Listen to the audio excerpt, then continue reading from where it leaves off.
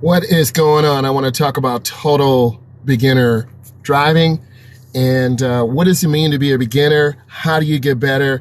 And let's go ahead and talk about it. I want to welcome you to Good Morning.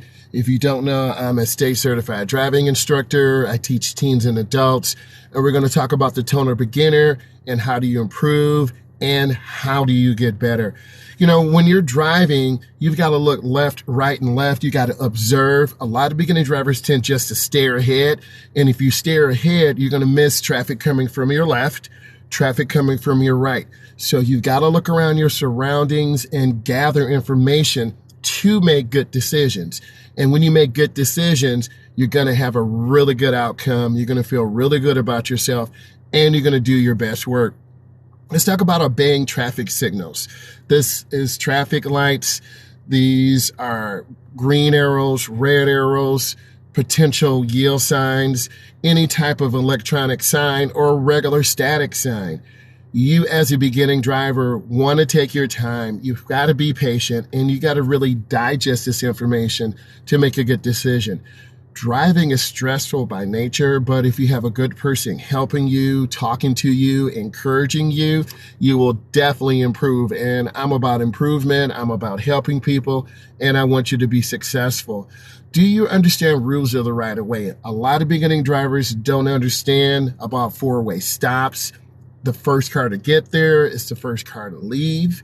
So you want to be patient. If you're not sure, you can stop and wait and look left, right, and left, and let other drivers go by. You always want to be patient, and there's a lot of confusion at intersections. So it's the rules of the right of way. The first car to get there, it's the first car to leave. If you're not sure, you can wave the person by. You have to make visual eye contact with that person. Let's talk about curves. Curves are very dangerous because centrifugal force will pull you to the outside edge. So you want to be safe. You want to reduce your speed going into the curve. And when you reduce your speed going into the curve, you'll have less movement to pull you from outside of the curve. You want to gradually increase your speed at the apex of the curve. So that's at the apex and then accelerating out. Beginning drivers tend to go in too fast. Then they realize, oh, I'm going too fast. And then they lose control. So go in slow to your curves, then accelerate out of your curves. Let's continue. You have to work on parking. That's one big fundamental I try to work on with all my beginning drivers. We go into an area where their parking lines are really clean. They look good. I get out of the vehicle. I show them how to park. You want to split that parking line in half. If you have one on the left, one on the right, you want to split it right in the middle. So you split it halfway and you go all the way up. We do angle parking, stall parking, reverse parallel parking.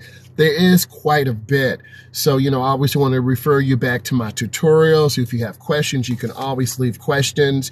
You got to maintain proper lane positioning. I have a video out right now where we talk about proper lane positioning.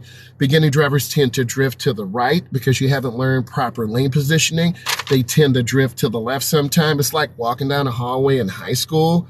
You want to look ahead as far as possible. You want to split those lines in half, and you want to go up. You don't want to go up too far because you will smash the front end of your car on the curb, but you want to be in the position properly so you're safe.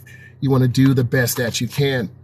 Let's talk about parallel parking. In most provinces, counties, you have to do some type of parallel parking, and that is extremely important that you learn how to parallel park.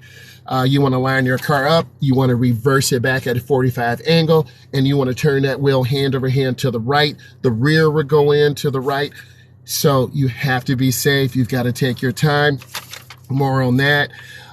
Let's talk about proper signaling. 100 feet, a half a block. Beginner drivers tend to turn on the blinker too early, right? If you turn it on too early, you're going to confuse other drivers. What is this driver doing?